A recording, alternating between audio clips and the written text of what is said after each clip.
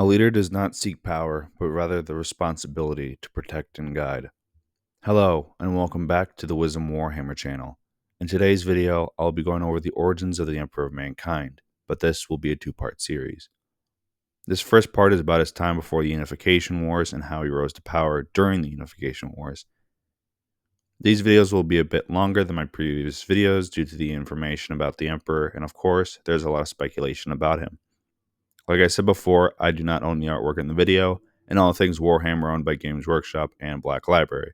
So, with the intro out of the way, let's get the video started, shall we?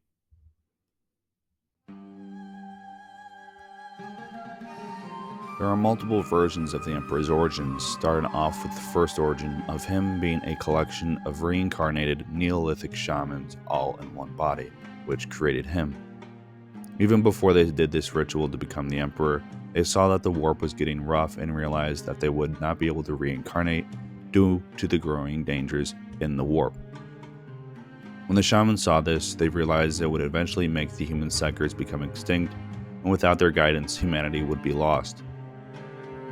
These shamans decided to not allow this to happen, and instead they all committed ritual suicide to bring all their souls together to create a very powerful soul.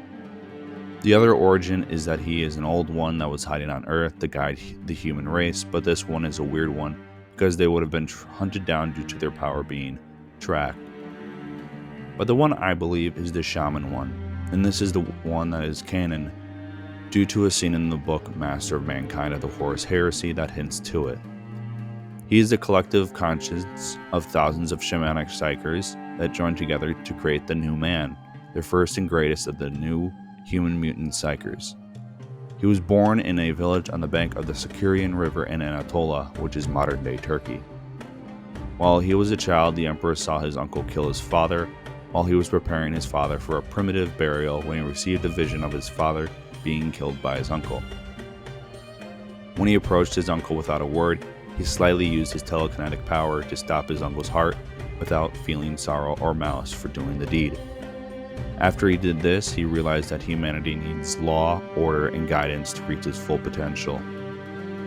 Sometime after his father's death and killing his uncle, he went to the first city of humanity, which is likely the Sumerian city-state of Mesopotamia, to begin his journey. As time went on, the Emperor learned during his time among humanity, he ran into the first perpetuals, which are immortals that hide among humanity. The Emperor ran into them and joined the Secret Order of Immortals, and from this he met Alanius Person, a very powerful perpetual, and he became a warlord named Neoth at the time with Alanius as his war master. The big battle they fought was against the Chaos cult in eastern Phoenicia, and sometime during this he met Erda, another powerful perpetual who would eventually become the mother of the Primarchs. They discovered an ancient language called Annuncia in the Tower of Babel, and the Emperor wanted to keep the tower up to preserve the dark knowledge, which could help him with future threats, but Alanius disagreed and stabbed him and used Annuncia to destroy the tower, and he escaped. After this, the Emperor continued to learn all he could and guide humanity throughout history, and he even became well-known leaders from time to time. One thing that's quite interesting is that he and the Perpetuals did go to war with each other, creating some of the well-known wars in humanity's history. Fun fact, Alanius Person served in World War II, and he actually killed a Nazi that was possessed by a Khorne demon, which is kind of interesting. One thing the Emperor tried to do was that he tried his best to prevent humanity from empowering the powers of chaos by promoting peace and harmony across the world before humanity went to the stars. As the Emperor aged throughout the centuries, he started to remember the lives of the thousands of psykers that combined into his soul. I wonder though if these souls in his body speak to him or they are just once conscious. I assume it is the latter, but as time went on in the history of humanity, he grew his power and knowledge.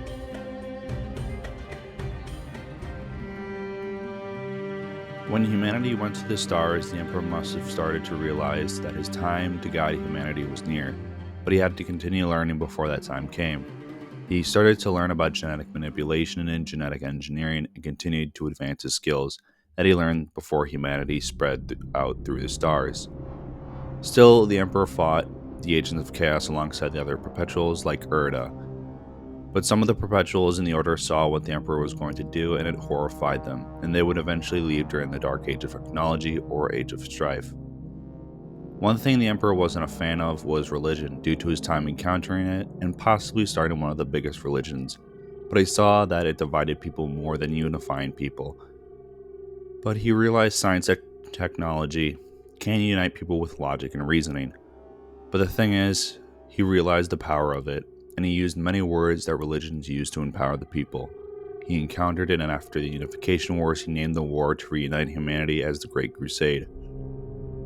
Now, when the birth of Slaanesh was about to happen, he sensed it, and some of the other Perpetuals realized that the power of chaos was about to grow massively. When She Who Thirsts was born, the Emperor and the other Perpetuals felt it, and the fall of the Eldar Empire, and the beginning of the Age of Strife, which lasted 5,000 years. When this age was close to ending, the Emperor and some remaining Perpetuals that were with him took a one-way trip to the night world called Moloch, and he found a warp gate. When he walked into the gate, he made an unknown deal with the Chaos Gods, which gave him knowledge which allowed him to create and empower himself, and eventually the Primarchs. When he made a deal, he must have tricked them because they called them anathema after they realized he stole power from them, and from this they had a new powerful enemy. When he left the realm of the warp and returned to Moloch, he truly became the being we know now, and he asked Olivia Sakrana, a fellow Perpetual, to watch over the gate to the warp until the time came when he came back.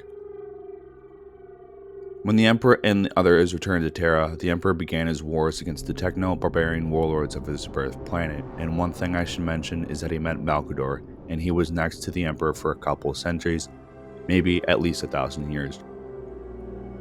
Malkador was part of the Sigillite Order. This order was a group of very powerful men and women who collected and held knowledge and powerful weapons from before the Age of Strife.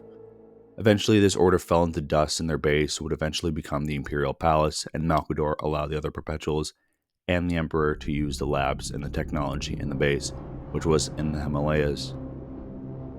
From this, he and the Perpetuals used the technology to build a new army to conquer the birth planet of humanity. But eventually, all Perpetuals except for Orda and Malkador left the Emperor one by one due to their own reasons, and the Emperor let them go. There was a new plan that Malkador and the great Amar Astartes, who was the genetic engineer, decided to craft artificial Perpetuals, and from this, the Primarch project was created. As Malkador and Astartes worked on the project, the Emperor created the Custodes with Constantine Valdor as the first of the Custodes. When he had enough of his Custodes, he began his conquest of the techno-barbarian tribes and religious fanatics, and after some time, he and the other scientists he recruited created the Thunder Warrior Legions. These warriors were the stronger and brutal but very unstable version of the Space Marines that the Emperor used to conquer the planet alongside the Custodes and the Imperial Guard. As the years and decades went by, the Unification Wars, the Emperor and his armies found new technology from their conquests and from hidden vaults upon Terra, which created new weapons and armor.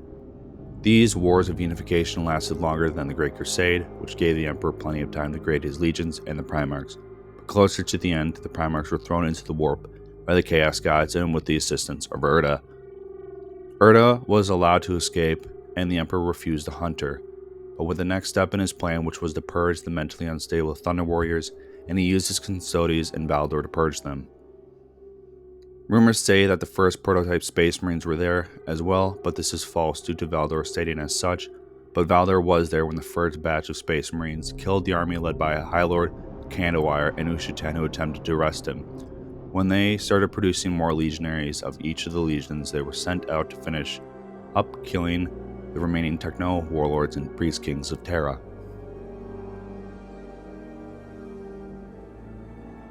When the legions were unleashed and grew in power during the remaining conquests of Terra, they were able to build the structure of the legions and how they committed warfare. Eventually, all of Terra was conquered, and the enemies of the Emperor and the Imperium were either killed or sent to one of the many prisons across the planet, rotting or becoming the slaves that would build the Imperium.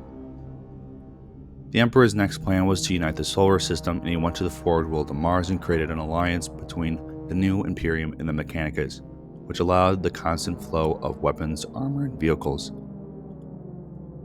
Then the Emperor sent out the legions to the other planets in the solar system to get more resources for the Great Crusade.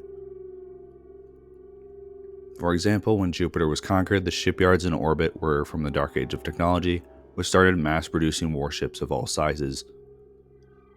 When the solar system was conquered, the Emperor prepared to leave the solar system with his fleets of Imperial soldiers and space marines ready to reunite with humanity. But one thing the Emperor kept secret was that he knew that his sons were alive and out there, and he was going to reunite with each and every one of his sons.